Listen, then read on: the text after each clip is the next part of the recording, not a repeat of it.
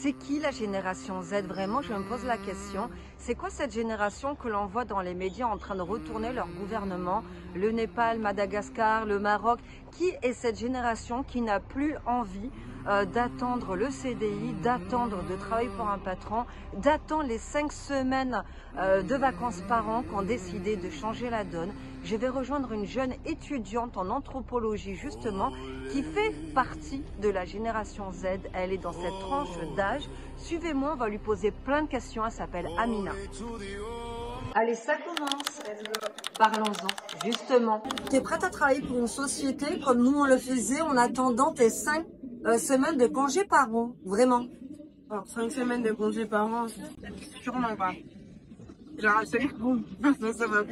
Non, en vrai, enfin. En fait, dans la France, dans la ville actuellement, moi, j'ai une chassette d'eau. Donc, déjà, ils prennent mes sous à moi. Pour que les plus riches, ils prennent mes sous à moi et que moi, j'en fais que 5 semaines. Ah oui. Jamais de la vie. Parce que tous les anciens, c'était ça. On rêvait d'avoir un CDI, qu'on avait un Après, CDI. en vrai, j'ai pas caché. Enfin, moi, ça fait depuis les 16 ans, je crois, que je tape. Et ça fait quand plein de choses. J'ai eu des CDI. Ouais, enfin, 21 ans, j'ai déjà eu 2 CDI. Mais tu partais, enfin, tu les prends quand tu vas les prendre. C'est ça, en fait. Et que nous, en fait, il y a un truc, tu vois, sur les réseaux, c'est un peu drôle. Je trouve ce genre d'imagination, on le voit. Il y a un truc de, quand on a pas de taf, on pleure, on veut des sous. Mais quand on a un taf, et ben, on pleure aussi parce qu'on peut pas taffer, en fait. C'est pas dans le sens où on a un poil dans la main, on est paresseux ou quoi, parce qu'il y a beaucoup de gens qui nous disent, ah, vous êtes juste paresseux, vous voulez pas travailler. Non. C'est juste qu'en vrai, on veut plus se plier aux exigences et aux choses illégales, qu'on nous a subir, enfin, qu'on nous a subir aux parents. Les parents, ils restaient dans, 24 ans, tant d'années dans des boîtes. Si tu donnes pas 14 ans chez RTL. Et bah, si tu ne me donnes pas le minimum d'une société à me donner, si tu n'as pas de bénéfices pour moi, pourquoi tu veux que je dans ton entreprise? Et ouais, on se rend compte qu'en fait, tout est contrôlé par un seul et même média. Qu'il y a plus cette diversité d'un point de vue intellectuel, qu'il y a plus cette diversité. On n'a plus la volonté, on n'a plus la possibilité de choisir ce qu'on va écouter, on n'a plus la possibilité de se faire ses propres opinions. Et le truc liberté d'expression, bon. Là, on ne croit pas d'une génération Z, en tout cas. C'est intéressant de prendre ça en compte. Ah, ben, on ne croit pas du tout, on ne croit pas du tout. Donc, franchement, en fait, le fait, il attend ça, enfin, c'est pour se documenter d'un point de vue médiatique. Quand je parle médiatique, là, je parle vraiment de télévision ou non. Et c'est pour ça qu'en vrai de vrai, quand je vois, il y a beaucoup de, enfin, tous nos grands-parents, etc., ils ont des pensées très arriérées, ils ont des pensées très, attention, il va pas trop là, faire attention, il va trop ça, mais ça à force de regarder la télé, et ça, je pense que même, moi, même mes parents, j'ai reçu des parents qui sont avec les du fait que, bah, en fait, on veut tellement cette liberté d'opinion, ça semble de bien, et c'est pourquoi c'est pas mal, en réalité, c'est un caractère, et c'est pour de vie, et du coup, en fait, c'est Allez, à toi. Et donc, du coup, bah, il y a ce truc, en fait, ça fait une propagande en réalité. Donc, du coup, bah, les réseaux sociaux vont nous permettre de donner une pluralité d'avis, une pluralité d'opinions, qu'on arrête de passer par une et seule grande personne, ou sinon des grandes entreprises qui vont être contrôlées que par une seule personne, et dicter des choses, alors que, bah, maintenant, c'est plus les plus grands, les plus riches, ceux qui s'en mettent le plus dans les poches, qui vont parler. C'est nous, le peuple, qui allons donner, de par les réseaux sociaux, nos points de vue de ce qu'on vit nous actuellement. Comme là, je suis en train de parler, je suis en train de dire que moi, ce que je vis, en tant qu'étudiante, dans une France en 2025, où il y a eu je sais pas combien de premiers ministres, parce que même là, là, je viens d'apprendre, Oui, il vient de démissionner. Mais en fait, c'est pour les réseaux sociaux. En vrai, nous, c'est que cette génération a fait peur, dans le sens où, bon, ouais, vous êtes que sur les réseaux sociaux, vous êtes que là pour votre image, etc. Bien sûr, en effet, oui, en vrai, le fait d'être sur les réseaux sociaux, ça nous fait être un petit peu superficiel. Ouais. Est-ce que c'est mal? Non. Égocentrique. Pour moi, c'est pas mal de se prendre soin de notre apparence. Pour moi, c'est pas mal de voir un MC beau. Et déjà, dans ce point de vue-là, bon, ça c'est encore différent, dans ce point de vue-là, bah, les réseaux sociaux, ils ont quand même permis au body positive. Oui. Il y a du bon physique, etc. Ouais, c'est vrai. Et en plus, bah, du coup, ça nous permet de nous exprimer, de pouvoir, du coup, à la fois déjà montrer différents points de vue et surtout montrer des choses que les chaînes télé ne l'auraient pas fait. Du coup, t'allumes pas la télé, c'est vraiment, ça paraît con, mais... Moi, j'allais pas à la télé. Ah, ok. T'as Ouais, une télé chez toi déjà? J'ai une télé, mais c'est pour mes parents. Ah oui, Et c'est ça. eux-mêmes ne regardent pas les informations.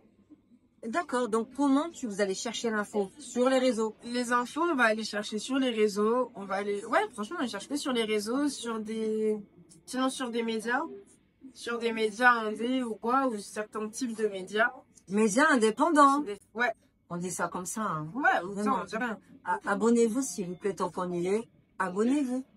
Mais ouais, parce que bah, on va prendre l'information de là, parce qu'encore une fois, on veut une information objective et réelle de ce qui se passe dans le monde. Et que là, actuellement, sans les réseaux sociaux, on n'aurait pas su ce qui se passe en Chine, ce qui se passe en pastèque ou en RDC. Ouais. Et bah, grâce aux réseaux sociaux, il y a beaucoup de choses qui véhiculent. Et je pense aussi que la génération Z, si là, tous ces mouvements contestataires permettent de vivre tout de suite, c'est parce qu'en fait, on arrive à se donner la force les uns des autres. La France, on est vu comme un pays extrêmement gros. C'est-à-dire que nous, enfin, j'ai vu comparé à d'autres pays, avec d'autres gens d'autres pays, ils m'ont dit, ouais, on voit tout le temps en manif. Et oui, parce qu'on ne veut pas se laisser abattre, notre génération ne veut pas se laisser abattre sur la retraite à 64 ans, la retraite. Ah, bon, c'est chaud. Voilà. Mais on pense quoi de ça, la retraite à 64 ans? C'est une vraie question. Vraiment? Moi, je ne veux pas jusqu'à 64 ans juste pour ensuite pouvoir me mettre en pause. C'est ça la génération Z, c'est vraiment ça que tu veux vivre maintenant et ça après finalement. Ah ben non, mais déjà, enfin, encore une fois, souvent ce truc de en fait, d'un point de vue environnemental, est-ce qu'on va pouvoir vivre jusqu'à ce temps-là en fait? Est-ce que vous vous rendez compte de la question qu'elle vient de poser? C'est-à-dire que nous, on se la posait pas, en fait. On regardait le Club Dorothée, c'est encore une autre génération, mais aujourd'hui, ils ont pris conscience, en fait, qu'on est sur une terre qui se porte mal. Cette génération a pris conscience de ça, alors que notre génération, je m'étouffe, désolé, et les générations suivantes, même avant, et un peu suivantes, se moquaient même de ce thème-là. Tu es d'accord ou pas? Oui, c'est normal, c'est encore une fois Dieu. On n'est pas toujours à l'information donnée, enfin, on minimisait souvent. Alors qu'en en réalité, ce qui se passe actuellement sur la Terre d'un point de vue environnemental, c'est vraiment compliqué. On sait que là, en vrai, le destin, il est plutôt scellé. Et en fait, ouais, déjà d'un point de vue environnemental, on a envie que les choses elles bougent maintenant. Et pas forcément d'attendre 30 ans. Oui, en fait, il y a souvent ce truc de, bah, en fait, on va pas se taire. On va agir. Ça va donner de la force, enfin, du coup, parce qu'on met ça sur les réseaux sociaux. Les réseaux sociaux, ça reste mondial. Et encore, il y a certains pays qui boycottent certaines, enfin, Certains il y réseaux. a, il y a une, oui, il y a totalement une censure de par le gouvernement à certains réseaux sociaux. C'est comme là, on a vu au Népal, il y a une censure des réseaux sociaux au Népal. Pour, du coup, éviter tout ce qui est propagation à la haine. Donc, en gros, pour demander aux jeunes, enfin, pour que les jeunes ne puissent pas s'allier les uns aux autres. D'ailleurs, j'ai une question, pardon. Mais est-ce que vous communiquez entre vous à travers les pays ou c'est juste une inspiration qui fait que vous réagissez? Et est-ce que vous prévoyez de réagir en France? Je sais pas si on communique vraiment des pays. Enfin, c'est-à-dire qu'en fait, on voit ce qu'on fait. D'accord. Nous, on va voir ce qui se passe aux États-Unis parce que, bah, en vrai, on va le voir avec des gens dans les stories, des trucs, des machins, dans les réseaux sociaux, sur Twitter. Donc, vous allez vous identifier. Ouais, on s'identifie parce qu'après, les problématiques dans tous ces pays, elles sont globales. Enfin, c'est exactement les mêmes. C'est toujours que c'est les plus riches qui ramassent le plus, c'est le gouvernement qui contrôle. Et nous, en France, bah, en vrai, ça fait quand même déjà depuis quelques années qu'on bouge. Que ce soit de par les. Enfin, quand tu c'est à partir des gilets jaunes, on va dire, ça comme ça. Et ça fait depuis des années qu'on bouge, que ce soit déjà bah, 87. De quoi? 87. De quoi? Les manifs des étudiants. 87. Ah, mais j'étais pas là, j'étais dans les sujets, j'en sais rien, 87. Non? Bon, 85 ou 87? Je sais plus, mais en vrai, ça, c'est vraiment un mouvement contestataire de fou des étudiants. Encore une fois, qui ont bougé pour ce qui se passe en France. Et en vrai, on a toujours été une France qui bouge. Mais là, de nos jours, en vrai, tous les week-ends, on a des manifs tous les week-ends pour dénoncer à la place ce qui se passe en France. Parce qu'en vrai, ce qui se passe en France, c'est genre pied, comme on a dit, il y a une crise économique folle dingue. Il y a Même pas le gouvernement ne tient pas. Le gouvernement ne tient pas. Il y a vraiment pas, il y a pas d'argent, il y a pas de taf.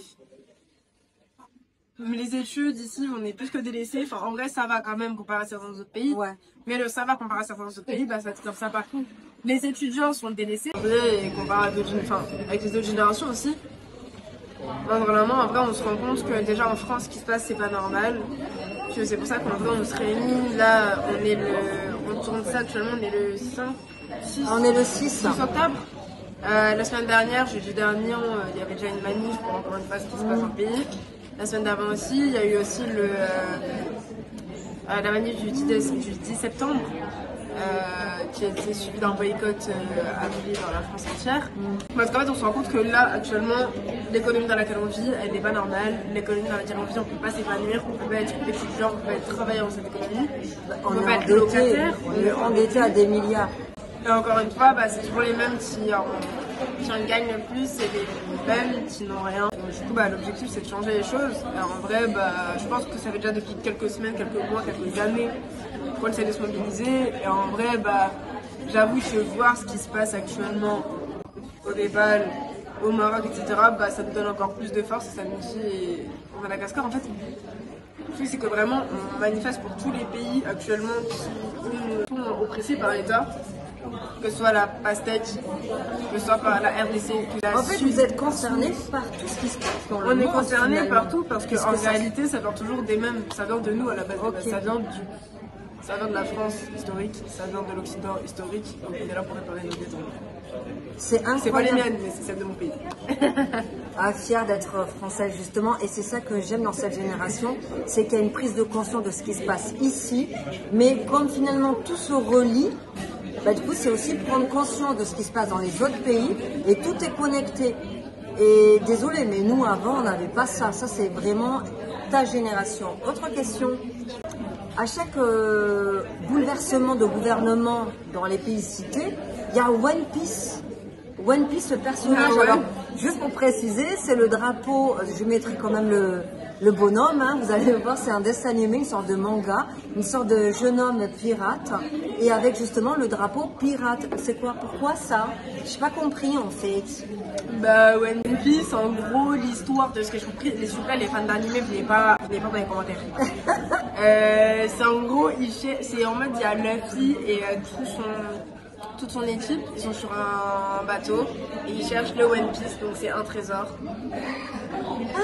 Donc, ne me critiquez pas, je croyais que le One Piece c'était le personnage. Non, c'est le trésor. C'est Luffy, le personnage, c'est avec le grand bœuf là, le grand chapeau. Ouais. Et One Piece, ouais, c'est le trésor. Et pourquoi les jeunes de ta génération reprennent ce symbole? Parce que... C'est quoi le trésor pour eux alors? Bah, je pense que là c'est la liberté là-dessus. Oh, en vrai, c'est même pas la liberté, c'est juste réussir à survivre dans ce monde et peut-être un jour arriver à une égalité et encore pas d'égalité, on veut pas l'égalité.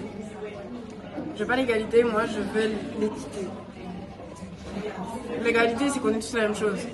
Je veux pas qu'on est tous la même chose, il faut de l'équité. Pour rendre à qui on doit rendre ce qui doit être jeu et ensuite c'était hyper intéressant et vous noterez, il y a une chose aussi que dont j'avais pas pris conscience, faire des phrases, c'est qu'ils ont un respect pour les anciens. Moi je pensais que pas du tout. Ouais, non mais justement, mais ça par contre je vais défendre ma génération sur ça. Je sais que souvent les générations d'avant, et c'est vrai, on parle du objectif, il y a ce truc de souvent on parle très mal, on manque de respect, on l'a fait très vulgairement. Avec très vulgairement, en vrai, chaque génération a réussi à choquer un petit peu. Ouais. Donc, ouais, je pense qu'en vrai, les femmes, en tout cas, on s'assume. Bah après, le féminisme et la manière de s'assumer, en vrai, c'est depuis des générations. Et merci à toute génération d'avant, que ce soit d'Occident et de non-Occident, parce que souvent, on oublie souvent le féminisme décolonial. Voilà. Très important de s'en rappeler. Mais en vrai, juste qu'on s'affirme.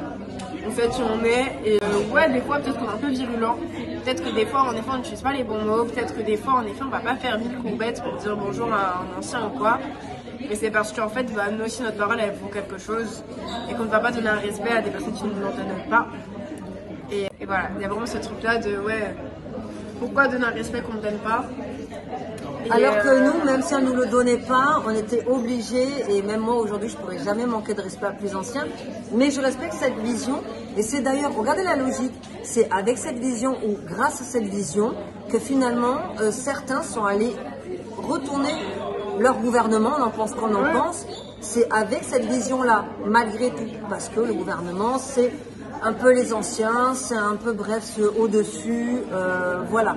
Moi, je pense qu'il faut garder un peu des deux, de ma génération, de sa génération, de ta génération, de ma génération. On gardera toujours le respect, mais il faut le donner. Donc, tu me respectes là? Bien sûr que je te respecte. Moi aussi, je te respecte, c'est trop mignon. Merci Amina pour cette interview. De rien, c'était avec plaisir. Et quand j'aurai des réseaux, elle les mettra là en bas. Oui, croyez-moi, je vais lui faire de la pub, il faut la suivre parce que de par ses études, sa génération et sa pertinence de parole, elle va vous apprendre et nous apprendre énormément de choses sur l'évolution de notre société et on va parler de notre beau pays, la France. Salut les chatons. Salut. Bye.